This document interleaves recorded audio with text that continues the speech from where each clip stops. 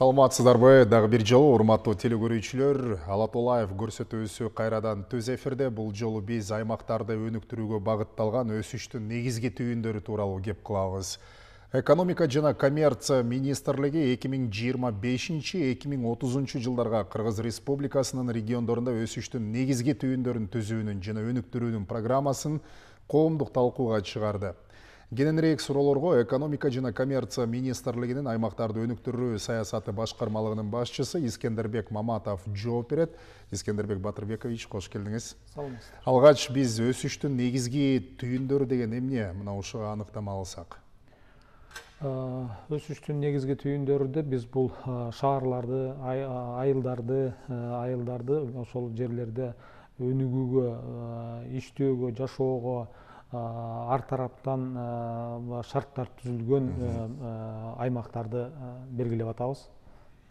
Бул деген сөз ошол жерде жашаган адамдар иштегенге, жашаганга, дем алганына, окуганына жана ошол шаардын маданиятына сиңип, ошол жерде өзүнүн учурдагы, келечектеги турмушун даана көрө алып турган жерди айтабыз.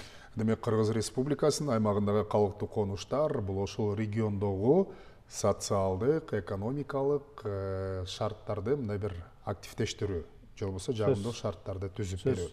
Бул кошуп кое турган нерсе ошол бир эле өзүндө, шаардын өзүндө эмес, жакын жайгашкан аймактарга дагы ошондой ушул шарттардан пайдаланууга мүмкүнчүлүк бере турган үчүн, ошон үчүн биз өсүштүн негизги түйүндөрү деп атап атабыз. Эми экономикалык жактан алып карап көргөндө өсүштүн негизги түйүндөрүн түзүүнүн дагы бир максаты бул ошол эле өндүрүштөргө же болбосо бир субъекттерге, ишкердик субъекттерди алып карап көрө турган болсок, атаандаштыкка бир жагымдуу шарттар дагы түзүү болуп атат да. Бул жерде эми баягы инвестициялык климат жөнүндө да кеп болот. Буга бир аз убакытта токтололу. Азыр оболу бул нерсени түзүүдө региондордогу учурдагы абалды баалоо боюнча, талдоо боюнча бир анализдер жүргүзүлсө керек. Ушуга токтолбойлубу? Сөзсүз, өзүңүздөр билгендей, бизде ири саясий иштер аткарылып, бүгүнкү күндө Кыргыз Республикасынын айыл аймактар жана шаарлар деңгээлинде административдик аймактык ишке ашып, мыйзам кабыл алынып, бүгүнкү күндө мурунку 452 айыл аймактын ордуна 231 айыл аймагы калып, жана 32 шаардын ордуна бир шаар кошулуп, 33 шаар пайда болду бүгүнкү күндө. Анын ичинен жана мурда 12 облустук маанидеги шаар болсо, Кант менен Кара Балтага облустук маанидеги шаар статусу, макамы берилип, алардын да деңгээли жогорулады. Ошонун ичинде биз айыл аймактар, бириккен айыл аймактардын территориялары чоңойду, калкынын саны өстү. Бүт ушул бул шаарларда да ошондой болду. Жакындан эле алып көрсөк, мына Бишкек шаарындагы аймагы 3 эсеге көбөйдү. Ушундай деңгээлдеги өзгөрүүлөр бүткүл өлкөбүздүн аймагында болуп өткөндүктөн биз бул азыр ошол өсүүнүн, өнүгүүнүн негизги таянычтуу түйүндөрү деген бул актуалдуу деңгээлге чыкты. Себеби буга чейин дагы биз ошондой программа, концепция кабыл алынганбыз. Учурунда 2018-2022 жылга карата региондорду өнүктүрүү концепциясы деген концепция иштеп, бирок ошол жерде да каралган болчу. Ушул өнүгүүнүн борборлорун түзүү боюнча, өнүгүү точкаларын, текиттерин аныктап, аларды өнүктүрүү боюнча программага киргизилип, 18 шаар, 2 айыл ушул тизмеге 20 шаар деп кирген. Бирок учурунда биз алар менен дагы бир топ иштер аткарылып, алардын өнүгүү программалары түзүлүп, жеринде иштер аткарылды. Бирок учурунда финансылык каражаттардын жетишсиздигинен бул жумуштар аткарылган эмес. Бүгүнкү күндө биздин акыркы 3 жылдагы жүргүзүлүп жаткан иш аракеттердин негизинде биздин ички дүң продукциябыз өнүктү, салык төлөмдөрдүн көлөмү өнүгүп атат. Бизде бүгүнкү күндө ошол өзүбүз ошол өнүгүүгө максаттуу трансферттерди бөлгөнгө мүмкүнчүлүк пайда болду. Мунун мисал катары айтсак, ошол эле биз 2022 жылы Каракол шаарынан баштаган элек. Каракол шаарына бир 2 миллиарддан ашык акча бөлүнүп, учурунда ушул иштер жакшы деңгээлде аткарылып, бүгүнкү күндө Каракол шаарына көчүп барып жашайбыз дегендер, ошол жерде иштейбиз дегендер саны өстү. Ошондой эле иш аракеттер Жалал Абад шаарында да болуп өттү. Ал жака да 2 миллиарддан аша акча бөлүнүп, шаардын деңгээли бир кыйла көтөрүлүп, накта шаарга айландык десе болот да. Бүгүнкү күндө да бул иштер уланып атат. Ошондой эле жардамдар калган облустук шаарларга, башка шаарларга дагы бөлүнүп келген. Ошол эле Таласка бөлүндү, Нарынга бөлүндү, Баткен менен Ош облусуна мурунку жанагы бүткүл дүйнөлүк банктын өнүктүрүү программаларынын негизинде акчалар бөлүнгөн. Андан тышкары Баткендин мыйзамына байланыштуу жылына 500 миллиондон акча бөлүнүп атат. Ошонун негизинде шаарларга да акча бөлүнүп каралып кетет да. Биз акыркы жылдары биз ошол региондорду өнүктүргөнгө, шаарларды өнүктүргөнгө көп күч аракеттерди жумшап жатабыз. Негизинен алып келгенде биз бул өнүктүрүү аймактарын өнүгүүнүн негизги түйүндөрүнө биз биринчиден ушу облустук деңгээлдеги облустук борборлорду камтыйлы деп атабыз. Биз себеби бул иш башталды, бул иш уланып атат. Биз мында улантабыз. Ал эми кийинки этаптарында бул тизмеге кириш үчүн бул эмеге колдоого, мамлекеттин колдоосуна ээ болуш үчүн башка шаарлар, башка айылдар, айыл аймактар өзүнчө бир программа түзүп, өзүнчө бир критерийдин негизинде ушул тизмеге кошулуп, мамлекеттик колдоого ээ болушу мүмкүн. Анын негизги критерийлери бул ошол өнүгүүгө багытталган шаарбы, же айылбы, же айыл аймакпы, же регионбу, бул өзүнүн программасын иштеп чыгып, ошол жерде айыл чарба продукциясын өздөрүндө региондо өнүктүрүлгөн продукцияны кайрадан иштете турган өндүрүшү болуш керек. Андан тышкары ушу конкуренттүүлүгү бар, өндүрүшү бар шаарлар, алар жанагы экспортко чыга турган мүмкүнчүлүгү барлар караш керек. Андан тышкары ошол шаарларда жанагы негизги шаардык инфраструктурасы бар, суусу, электроэнергиясы, газы, канализациясы, жылуулугу камсыздалган. Ошондой эле баягы элдин жашоосуна, дем алуусуна ылайыкташкан парктар, музейлер, кинотеатрлар, библиотекалар, ушундай бир шарттар, жагымдуу инфраструктура, адамдардын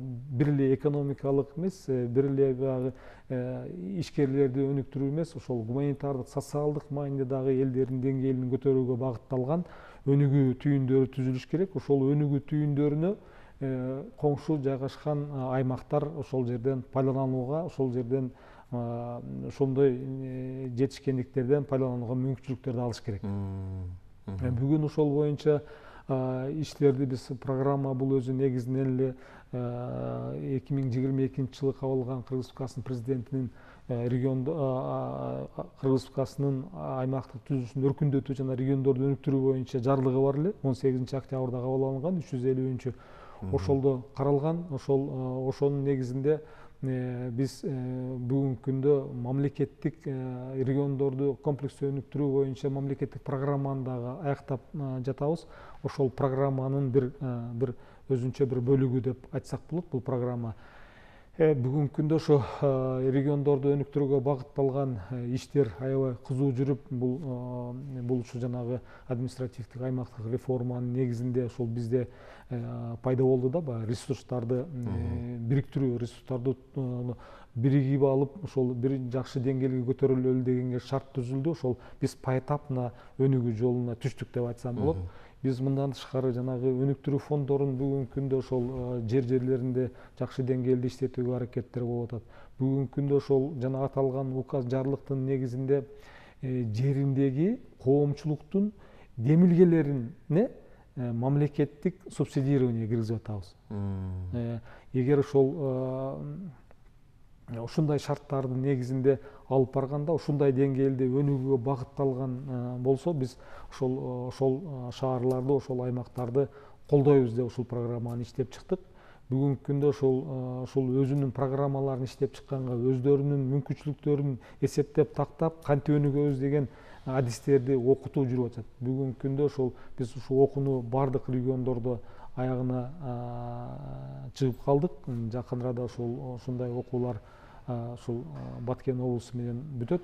Ошондо биздин жерде ушундай программалар түзгөнгө, өнүгүү программаларын түзгөнгө, ошо жеринде өнүгүүгө багытталган иш аракеттерди алып барганга адистерибиз да даяр болуп калат. Демек, аймактык территориалдык реформа өз учурунда ушул программаны ишке ашырууга оң натыйжасын берди. Сөзсүз.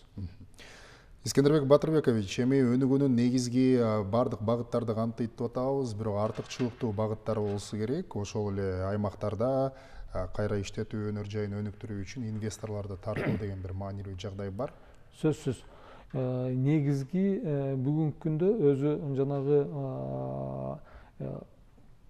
жергиликтүү бийликтин жетекчилерин, акимдерди, ыйгарым укуктук өкүлдөрдү баалоо боюнча атайын токтом кабыл алынган. Ошол токтомдун негизги көрсөткүчтөрүнүн биринде ошол жерине инвестициялар тартууда каралган. Биз өнүгүүнүн негизги түйүндөрүнө да ошол бир шарттын бири бул, ошол өзүнүн жерине, өзүнүн аймагына, ошол өнүгүү борборуна инвестиция тартуу, инвестициялык климатты жакшыртуу, ошолорго шарт түзүү, ошол эл менен иштөөнү жакшыртуу, эмеге инвестиция келиш үчүн биринчи жанагы мамлекеттик жана муниципалдык кызматташтык боюнча, өнөктөштүк боюнча иштерди алып баруу маселелери да каралган.